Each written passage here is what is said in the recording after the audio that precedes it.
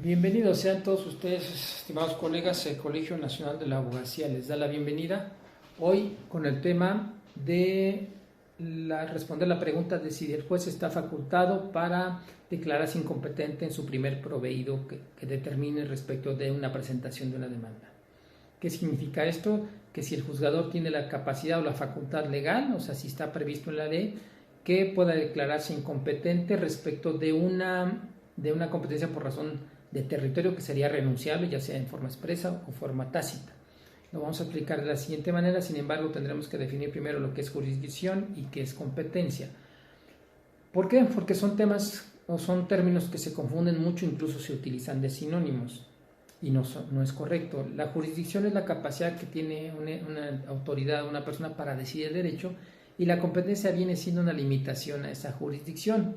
Lo vamos a ejemplificar de la siguiente manera. Si un juez familiar está facultado para resolver cuestiones de divorcio, está facultado para resolver cuestiones de controversias del orden familiar, sucesiones, etc., pero no está facultado para deliberar una orden de aprehensión.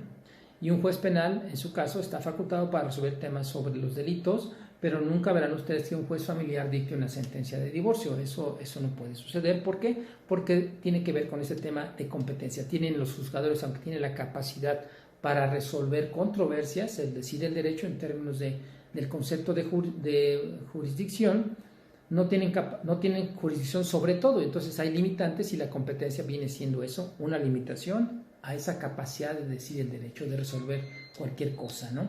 Imagínense ustedes que un juez penal pudiera resolver lo que fuera, o imagínense ustedes que un juez familiar pudiera librar orden de aprehensión, pues esto sería muy complejo, muy complicado.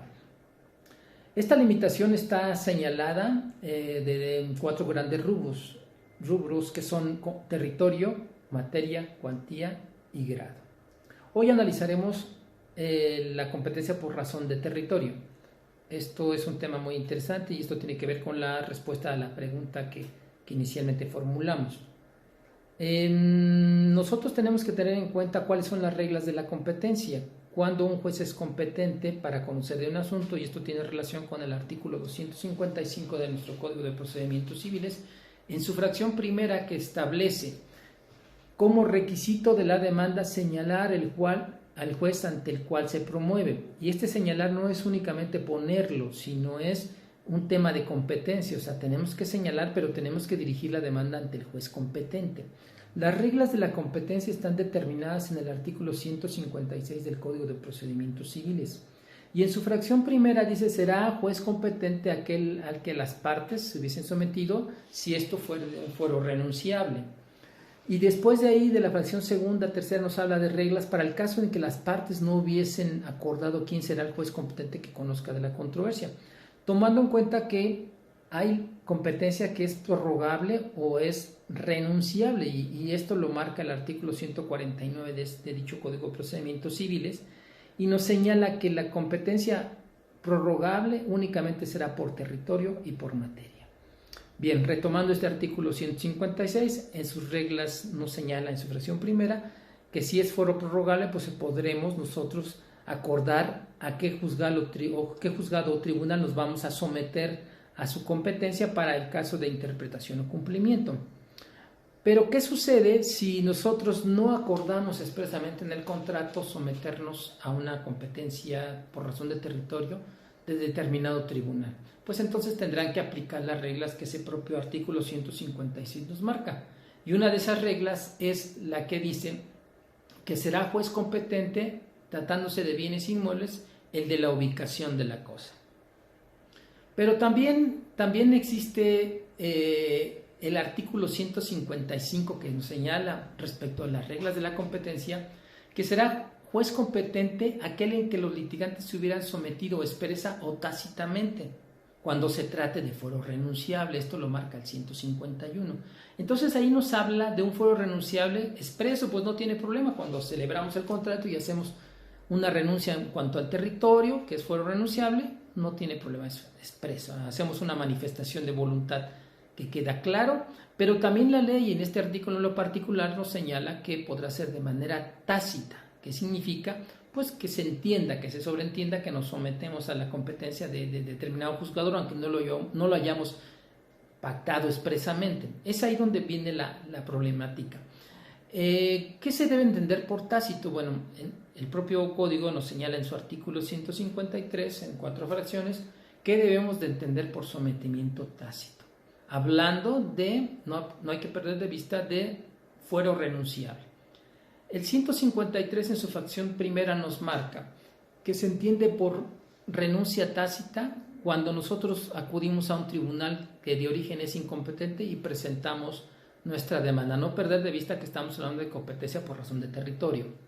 Segundo, segunda fracción de dicho artículo, cuando el demandado contesta la demanda para efectos de responder a ese emplazamiento de origen de un juez incompetente. Entonces ahí tenemos un sometimiento tácito. Si yo sé que el inmueble se encuentra en la ciudad de Morelos y el juez competente es el de la ubicación de la cosa según las reglas del 156, pues entonces yo tendría que acudir al juez competente. Al no haber un acuerdo expreso, tendría que haber acudido al juez competente, que es el de la ubicación de la cosa. Siendo un bien inmueble, entonces tendría que regir, si hablamos de un ejemplo de un contrato de compraventa celebrado en la ciudad de Cuernavaca, Morelos, y el inmueble además se encuentra en esa ciudad, pues entonces el juez competente o el juez natural que tendría que conocer el asunto tendría que ser el juez de la ciudad de Cuernavaca, Morelos.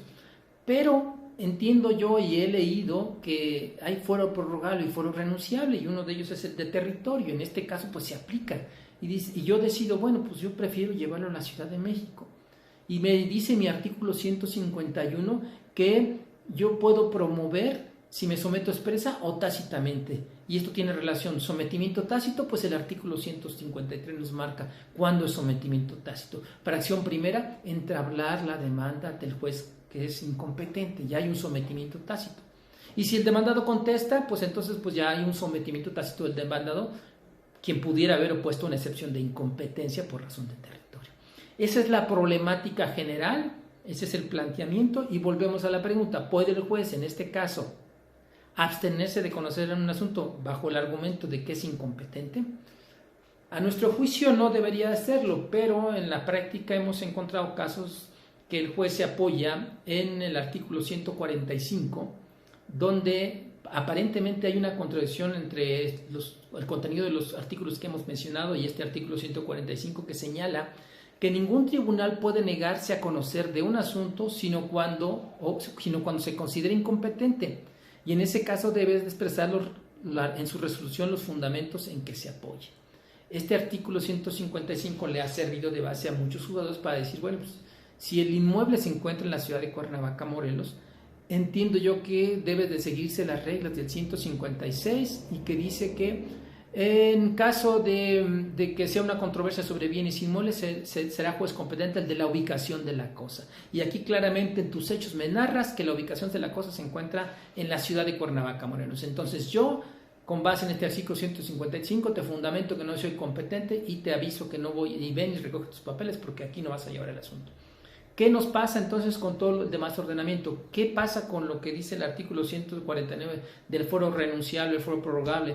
¿Qué pasa con el artículo 153 que habla de que hay renuncia tácita en ciertos casos? El 151, entonces hay una aparente contradicción con este 145.